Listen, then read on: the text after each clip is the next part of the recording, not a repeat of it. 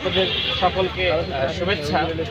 এখানে যারা আছেন সাংবাদিক থেকে শুরু করে নেতৃবৃন্দ, আপনাদের সকলকে সালাম জানাই।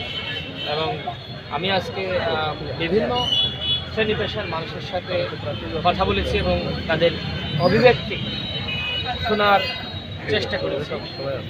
তো আমাদের এখানে আমাদের সাংবাদিকরা তারা একটি ওপেন প্রেস ক্লাব যেটি বলছে, এটি আসলে আমার মনে হয় যে বাংলাদেশে এটি প্রথম।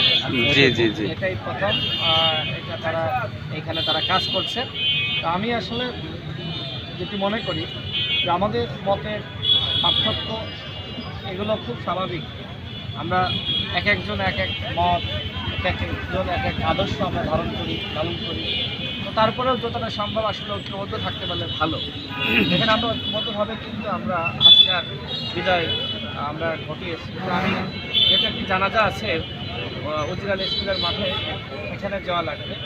আমি জাস্ট এতটুকু বলবো যে আগামীর রাষ্ট্র যদি আমরা গঠন করতে চাই, শহীদেরা যে রক্ত দিল, জীবন দিল, আমাদের আহত যোদ্ধারা এখনও পর্যন্ত হাসপাতালের বিছানায় কাটতেছে, তারা কী চেয়েছে?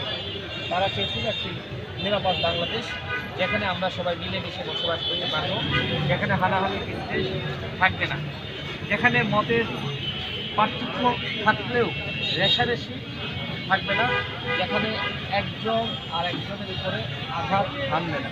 সেই বাংলাদেশ আমরা সবাই গঠন করতে চাই। এই বাংলাদেশ গঠনে যত দূর সম্ভব মতের পার্থক্য ভুলে একসাথে ঐক্যবদ্ধ থাকতে পারলে আমরা যে বিজয় ফিরিয়ে এনেছি সেটা ধারাবাহিকতা আমরা ধরে রাখতে পারি। আমি আসলে আমার সঙ্গে তো কারো ব্যক্তিগত দ্বন্দ্ব নয়, শত্রুতা নয়। আমাকে যে যেখানে ডাকে আমি সেখানে যাই। একজন রিক্সা চালক থেকে শুরু করে একজন বড় কর্মকর্তা, আমার কাছে সবাই সমান। মানুষের মর্যাদা, মানবিক মর্যাদা, এগুলোকে আমি বিশ্বাস করি। আমি মানুষের পার্থক্য আমি খুঁজি না। একজন রিক্সা চালককেও আমি বুকে টেনে নিই, একজন বড় কর্মকর্তা তাকেও আমি বুকে টেনে নিই। এটা আমার আদর্শ বলতে পারেন, এটা আমার এক ধরনের প্র্যাকটিস বলতে পারেন। এই কাজটি আমি করে আসছি।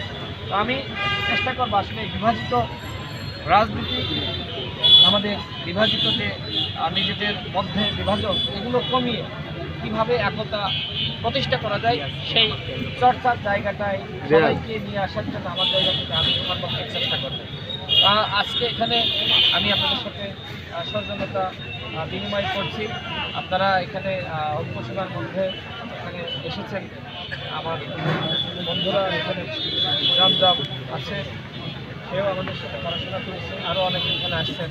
হ্যাঁ, তো এলাকায় আসলে বন্ধুবান্ধব যারা আছে দেখা সাক্ষাৎ করে, কাজ করে, কথা বলে খুব ভালো লাগে যে যারা একসাথে ছোটোবেলায় একসাথে ছোটো থেকে একসাথে বড় হয়েছে, অনেকের সাথে দীর্ঘদিন যোগাযোগ ছিল না, এখন যোগাযোগ হয়েছে, খুব ভালো লাগার একটি বিষয়।